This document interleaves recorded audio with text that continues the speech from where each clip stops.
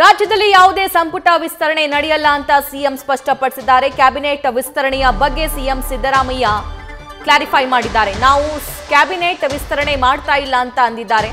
ಸ್ವಾಭಿಮಾನಿ ಸಮಾವೇಶಕ್ಕೆ ಎಲ್ಲರನ್ನ ಆಹ್ವಾನಿಸಿದ್ದೀವಿ. ಮಲ್ಲಿಕಾರ್ಜುನ್ ಖರ್ಗೆ, ರಾಹುಲ್ ಗಾಂಧಿ ಅವರನ್ನು ಕೂಡ ಆಹ್ವಾನಿಸಿದ್ದೀವಿ ಅಂತ ದೆಹಲಿಯಲ್ಲಿ ಸಿಎಂ ಸಿದ್ದರಾಮಯ್ಯ ಮಾತಾಡಿದ್ದಾರೆ.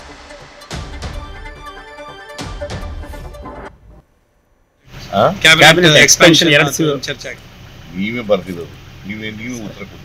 ಅಲ್ಲ, ನಾವು ಮಾಡ್ತಾ ಇಲ್ಲ. ಈಗ ನೀವೇ ಬರ್ಕೊಂಡಿರೋದಲ್ವಾ? ಅಲ್ಲ, ಸಂಭಾವನೀಯ ಅಂತ ಬರ್ಕೊಂಡಿದ್ದೀರಿ. ಅಲ್ಲ, ನೀವು ಉತ್ತರ ಕೊಟ್ಟಿದ್ದೀರಿ. ಗೊತ್ತಿಲ್ಲ ನನಗೆ. ನೀವು ಸೇಲ್ಸ್ ಇತ್ತು ನಿಮ್ಗೆ. ನಾಗೇಂದ್ರ ಅವ್ರನ್ನೇನೋ ಒಬ್ಬರನ್ನಾದ್ರೂ ತಗೊಳ್ತಾರೆ ಅನ್ನೋ ಸುದ್ದಿ ಸರ್. ಹಾಕತ್ತೀವಿ, not immediate. Okay sir. KPCC ಅಧ್ಯಕ್ಷರು ಸರ್, ಅದೇನು ನಿನ್ನೆ ರಾಜಣ್ಣ ಅವರು ಕೂಡ ಇದನ್ನ ಹೇಳಿದ್ರು ಸರ್.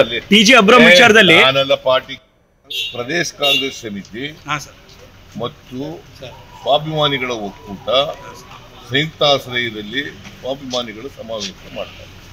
ಅಲ್ಲ, ಖರ್ಗೆ ಅವರು ಭೇಟಿ ಆಗಿದ್ರು, ಹೇಳಿದೆ. ರಾಹುಲ್ ಗಾಂಧಿ ಅವ್ರಿಗೂ ಹೇಳಿದ್ದೀನಿ, ಸುರ್ಜೇವಾಲಾ ಅವ್ರಿಗೂ ಹೇಳಿದ್ದೀನಿ. ಸುರ್ಜೇವಾಲಾ ಅವ್ರನ್ನೂ ಇನ್ವೈಟ್ ಮಾಡಿದ್ದೀನಿ. ಪ್ರದೇಶ ಕಾಂಗ್ರೆಸ್ ಸಮಿತಿ ಅಧ್ಯಕ್ಷರನ್ನು ಇನ್ವೈಟ್ ಮಾಡಿದ್ದೀವಿ. ನಾವು ಮಾಡ್ತಾ ಇಲ್ಲ, ಆಕ್ಚುಲಿ ಅವ್ರು ಮಾಡ್ತಾ ಇರೋದು, ನಾವು ಸೇರ್ಕೊಂಡಿದ್ದೀವಿ. ಸರ್, ಈಗ ಪತ್ರದ ಬಗ್ಗೆ ಖರ್ಗೆ ಅವ್ರನ್ನ ಭೇಟಿ ಆದಾಗ ಅವರು ಏನಾದ್ರು ಪ್ರಸ್ತಾಪ ಮಾಡಿದ ರೀತಿ ಪತ್ರ ಬಂದಿದೆ ಅಂತ ಸರ್, ಅನಾಮಧೇಯ ಪತ್ರ. ಈ ಬಗ್ಗೆ ಮಾಹಿತಿ ನ್ಯೂಸ್ ರೂಮ್ನಿಂದ ಜಗದೀಶ್ ನೀಡ್ತಾ ಹೋಗ್ತಾರೆ. ಜಗದೀಶ್, ಸಂಪುಟ ವಿಸ್ತರಣೆ ಇಲ್ಲ ಅನ್ನೋದನ್ನ ಸಿಎಂ ಸ್ಪಷ್ಟಪಡಿಸಿದ್ದಾರೆ.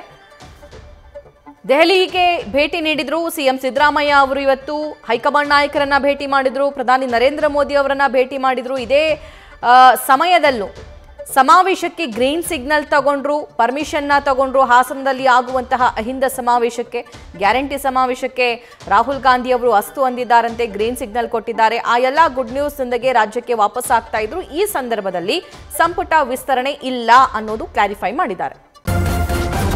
ನ್ಯೂಸ್ ಫಸ್ಟ್, ನಿರ್ಭೀತಿಯಿಂದ ನಿಮ್ಮ ಪರವಾಗಿ.